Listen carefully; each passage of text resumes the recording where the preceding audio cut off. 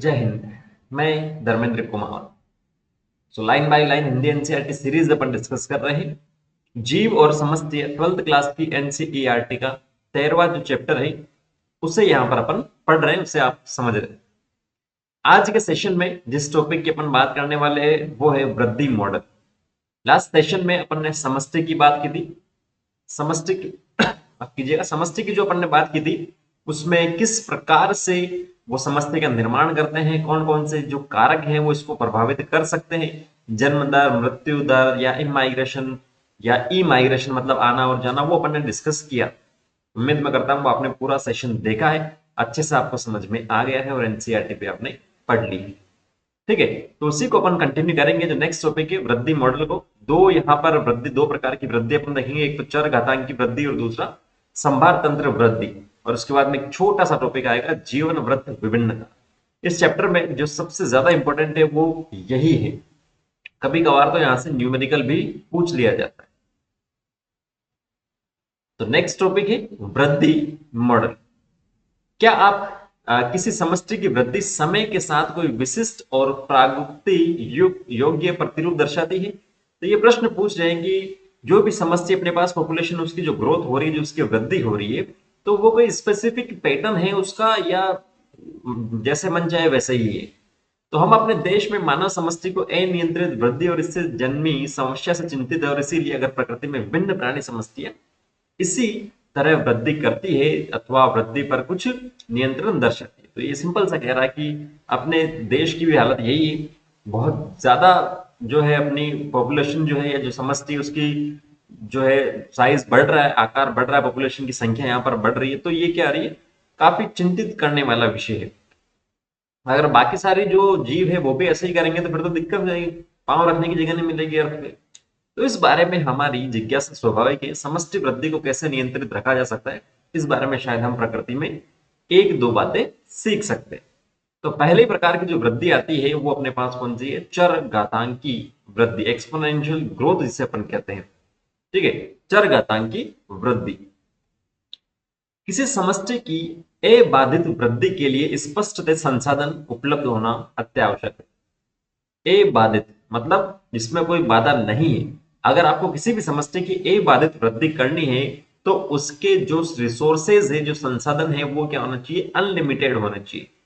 ठीक है, अनलिमिटेड अगर होंगे तो किसी भी प्रकार का कंपटीशन नहीं होगा और वो जो है वृद्धि अपने आप से करेगी या समष्टि का आकार अपने आप से बढ़ेगा। लेकिन अभी जो अपने पास संसाधन है वो किस प्रकार के हैं? वो अपने पास लिमिटेड है, लिमिट में है। ठीक है, लिमिट में है। अगर सारे के सारे अपन ने उसे कंज्यूम कर लिए, जो लिमिटेड रिसोर्सेज है उसे, तो आने वाले कुछ सालों में यहाँ पर से क्या होगी, बहुत सारी जातियां विलुप्त हो जाएगी। तो अबाधित वृद्धि के लिए क्या होगा? संसाधन से आहार और स्थान उपलब्ध होना जरूरी है। आदर्शतः आवास में जब संसाधन असीमित होते हैं तो प्रत्येक जाति की संख्या में वृद्धि हो सकती है या वृद्धि कर सकने की अपनी जन्मजात शक्ति को पूरी तरह अनुभव करने की योग्यता होती है। ठीक है, ये मैंने आपको बता दिया। अब जैसे इसने बोला है कि डार्विन ने अपने प्राकृतिक वर्ण के सिद्धांत को, अब ये प्राकृतिक वर्ण जो नेचुरल सिलेक्शन का जो सिद्धांत है, 12th क्लास के एनसीईआरटी के 7वें चैप्टर में अपन इसे पढ़ते हैं। और जो अगर आपसे पूछा जाए कि नेचुरल सिलेक्शन की थ्योरी या जो प्राकृतिक वर्ण का जो सिद्धांत है वो किसने प्रतिपादित किया? डार्विन ने प्रतिपादित किया 7वें चैप्टर में। तब समष्टि जो है चर घातांकीय एक्सपोनेंशियल अथवा ज्यामितीय ज्योमेट्रिकल शैली में वृद्धि करती है। एक्सपोनेंशियल मतलब अनलिमिटेड की ओर जा रहा है। इसे एक एग्जांपल से भी अपन समझेंगे। अब इससे पहले जो इक्वेशंस आपको दे रही है उसे अपन देख लेते हैं। अभी मान लीजिए टी समय पर जो पॉपुलेशन है, जो समष्टि है, वो आपके पास एन है। तो अगर एन साइज की समष्टि में जन्म दरें कुल संख्या नहीं बल्कि प्रति व्यक्ति जन्म बी के रूप में और मृत्यु दरें डी के रूप में निरूपित करें। बी का मतलब बर्थ से लिया गया है, समझ में आपको आ जाना चाहिए, रटना नहीं है, इसको समझना है। और डी का मतलब डेथ से लिया गया, पहला जो आपके पास है। तब इकाई समय में, इकाई समय का मतलब पर यूनिट टाइम में आपके पास जो वृद्धि या जो कमी है इस प्रकार से होगी। D N by D T लिखा है मतलब, या नीचे डी टी लिखा है मतलब इकाई समय की ही ये बात कर रहा है, समय की ही बात कर रहा है। तो आपके पास वृद्धि कितनी हो रही है? Birth minus death into N या गुणा N, B minus T into N. तो D N by D T ये किसी समय की बात कर रहा है।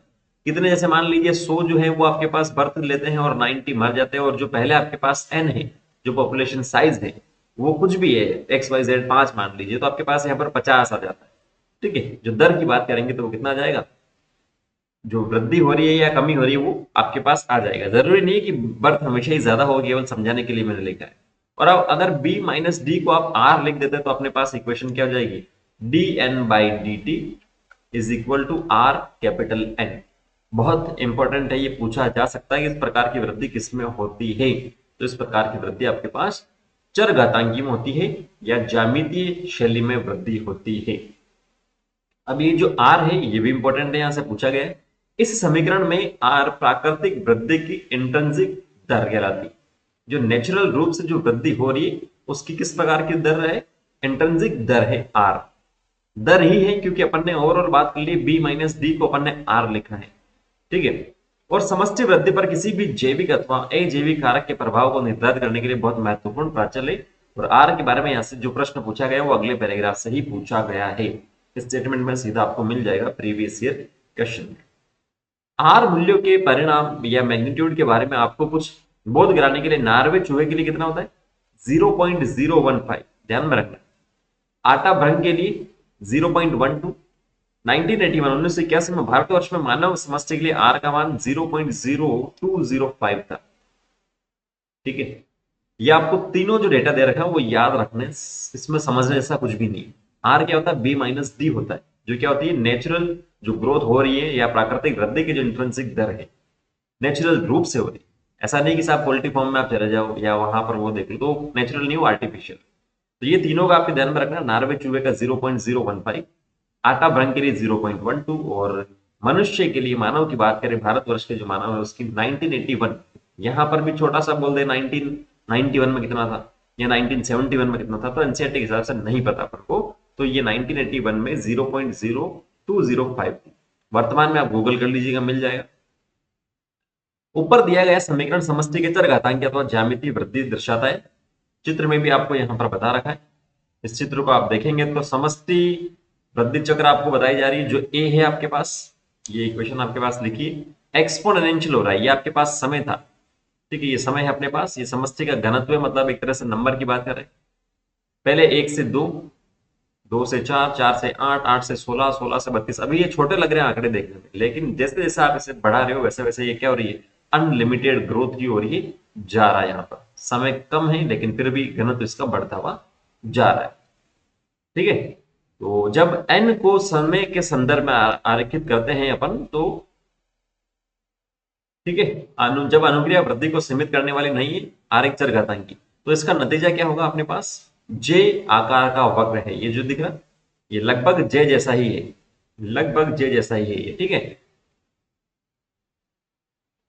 अगर आपको मूलभूत कलन आता है तो आप चरघातांकी वृद्धि समीकरण के समाकलित रूप को निम्न प्रकार से देख सकते हैं। समाकलन और अवकलन गणित में पढ़ते हैं, अगर आप भूल गए हैं तो फिर कोई दिक्कत वाली बात नहीं, और अगर आपको याद है 10th क्लास में 9th क्लास में कहीं पढ़ा है तो आप इससे समझ सकते हैं। समाकलन के रूप में इस प्रकार से देखेंगे, एन टी, एन नॉट इसे मैं बोल देता हूं, या एन शून्य आप बोल सकते हो, जहां पर समय अपने पास क्या होगा, 0 है, समय अभी कुछ भी अपने पास नहीं है, इसकी ई आर टी। ठीक है, एन नॉट की पावर ई आर टी, तो एन टी आपके पास क्या है, टी समय के बाद में। अभी मेरे पास जो समय उसके मान लो 2 घंटे बाद में, तो वो एन टी होगा। एन नॉट आपके पास क्या है, समय शून्य में, अभी जो मेरे पास है। जैसे अभी तो मैं इसे 0 लिख रहा हूं, इसका मतलब ये नहीं कि घड़ियां चली नहीं थी, नहीं, अभी जैसे मान लीजिए शाम के 6 बजे पीएम लिख दो, और 2 घंटे बाद में या 2 दिन बाद में मुझे देखना है, या 2 घंटे लिख देता हूँ 2 आवर्स, तो वो कितना हो जाएगा, 8 बज जाएगी। तो अभी मेरे पास जो 0 है इस पर मान लो 50 है, और जो 8 बज रही है वो इस पर मेरे पास 100 हो जाती है। तो जो एन टी होगा वो अपने पास 100 है, एन ओ है या एन नॉट है वो आपके पास क्या हो जाएगा, 50 हो जाएगा। ठीक है, इस समय पर। और आर की जो बात कर रहे हैं तो वो अपन ने बात कर ली प्राकृतिक वृद्धि की इंट्रिंसिक दर, और ई जो है प्राकृतिक लघुगणों या लॉगरिथम का आधार है 2.71828। ये मैथ्स में सिंपल सा बता देते हैं। असीमित संसाधन अगर होंगे तो परिस्थितियों में चरघातांक के रूप में वृद्धि करने वाली कोई भी जाति थोड़े समय में ही विशाल समष्टि घनत्व तक पहुंच जाती है। डार्विन ने भी दर्शाया कि हाथी जैसे धीमे बढ़ने वाला प्राणी रोग न होने पर विशाल संख्या तक पहुंच सकता है। हाथी का लाइफ स्पैन काफी है, साइज में भी बड़ा है, लेकिन अगर उसको अनलिमिटेड रिसोर्सेज दिए जाएं तो वो क्या करेगा भाई साहब, तो वो आपके पास उसकी संख्या भी यहाँ पर बढ़ जाएगी। चरघातांकीय रूप से वृद्धि करने पर विशाल समस्या कितनी जल्दी निर्मित हो जाती है, इसके बारे में निम्नलिखित किस्सा लोकप्रिय है। तो ये किस्सा है सिंपल सा, कि एक राजा और मंत्री जो शतरंज खेलने के लिए बैठते हैं, तो राजा क्या करता है, मंत्री को प्रस्ताव रखता है, एक शर्त देता है, ठीक है, अपनी जीत के प्रति आश्वस्त राजा, मतलब जब भी वो जो शतरंज खेलने बैठे थे तो राजा ने कहा कि मैं तो जीता हुआ ही हूँ, ठीक है, एक चैलेंज है। तो मंत्री ने क्या कहा, मंत्री ने नम्रतापूर्वक उसे स्वीकार किया, ठीक है, और उसने कहा कि वो अगर जीत गया तो वह गेहूं के कुछ दाने लेगा, अगर मंत्री जीत गया तो गेहूं के कुछ दाने लेगा, और उन दानों की अगर अपन जो बात कर रहे हैं, ठीक है, वो उनको क्या करेगा, शतरंज के खाने में उसके दुगना रखेगा। ये जैसे मान लो यहाँ पर ये आपके पास 8 खाने हैं, तो इसमें एक रखेगा, तो इसमें दो रखेगा, फिर इसमें दो का दुगना 4 रखेगा, फिर इसमें 4 का दुगना 8 रखेगा। इस प्रकार से वो क्या करेगा, यहाँ पर रखेगा। तो शतरंज की बिसात के पहले खाने में एक दाना, दूसरे में दो, तीसरे में 4, चौथे में 8, इस प्रकार से दुगना करता है वो रखेगा, जब तक कि 64 खाने नहीं भरते। तो राजा ने बोला कि तुम मूर्ख है, 64 खानों में कितना, तो गेहूं चला जाएगा, ठीक है। तो उसने कहा ठीक है, और गलती से क्या हुआ, जो मंत्री है वो जीत गया। अब राजा को लगा कि मंत्री को शर्त पूरा आसान है, तो उसने जो है वो शुरू किया, जो खाने थे उसमें रखना शुरू किया, जो गेहूं वगैरह है उसे। तो 64 वर्गों तक वो नहीं भर पाया, उसके राज्य में उत्पादित सारे गेहूं मिलकर भी उन 64 वर्गों को नहीं भर पाएंगे, क्योंकि संख्या बहुत ज्यादा वहां पर हो गई थी। दिखने में 64 दिख रहा है, लेकिन जब डबल अपन करेंगे तो क्या हो जाएगा, दिक्कत यहाँ पर हो जाएगी। अब छोटे से पैरामीशियम के बारे में सोचिए, जो केवल एक वेस्टल से प्रारंभ होकर द्विविभाजन द्वारा प्रतिदिन संख्याओं को दुगना करते हैं, और 64 दिन में इसका साइज क्या हो जाएगा, दिमाग चकरा देने वाली हो जाएगी। लेकिन शर्त अपने पास होनी चाहिए कि अपने पास असीमित आहार और स्थान क्या हो, उपलब्ध हो।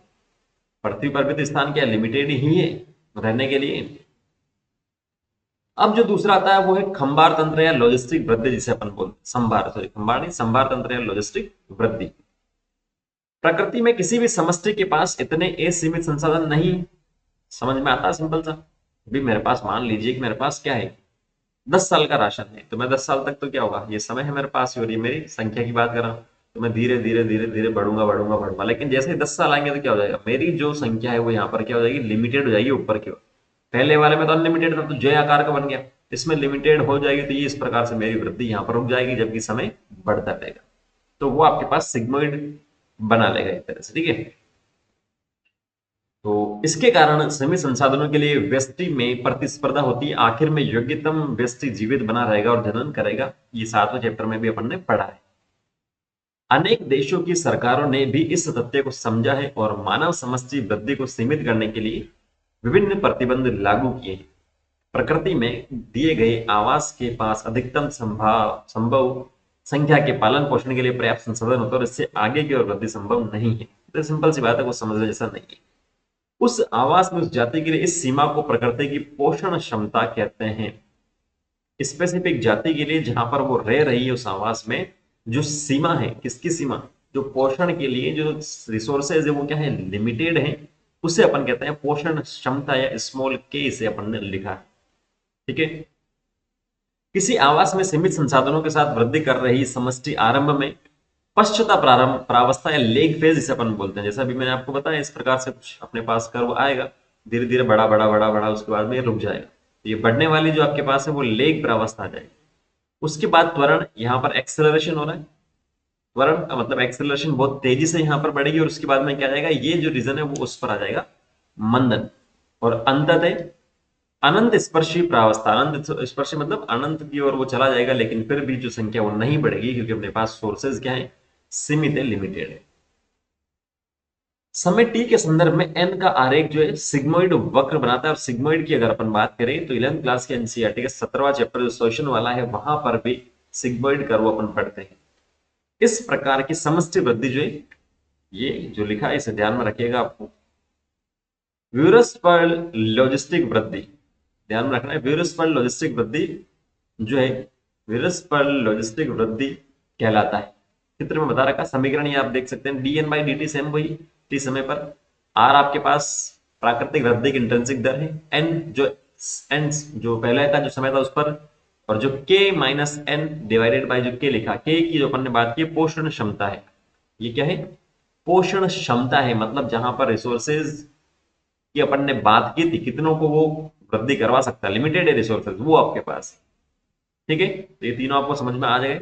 इक्वेशन बहुत अच्छे से आपको ध्यान में रखनी है, dn by dt is equal to R N किसमें है, k minus N divided by k इसके अंदर है।